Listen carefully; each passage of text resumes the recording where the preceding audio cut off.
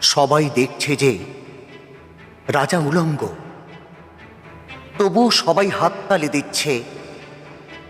সবাই চেঁচিয়ে বলছে, সাবাস সাবাস। কারো মনে সংস্কার, কারো ভয়, কেউ বা নিজের বুদ্ধি অন্য মানুষের কাছে বন্ধক দিয়েছে, কেউ বা পরান্নভোজী, কেউ কৃপাপ্রার্থী, উমেদার, প্রবঞ্চক। কেউ ভাবছে রাজবস্ত্র সত্যি অতীব সূক্ষ্ম, চোখে পড়ছে না যদিও, তবু আছে, অন্তত থাকাটা কিছু অসম্ভব নয়।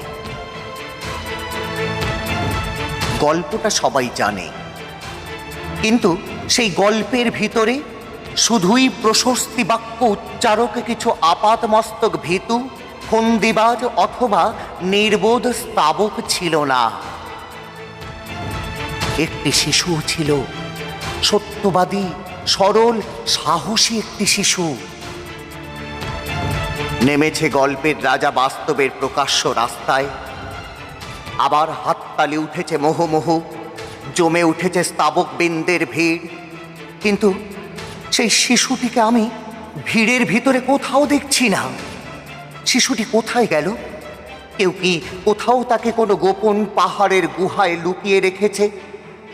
নাকি সে পাথর ঘাস মাটি নিয়ে খেলতে খেলতে ঘুমিয়ে পড়েছে কোনো দূরে নির্জন নদীর ধারে, কিংবা কোনো প্রান্তরের গাছের ছায়ায়?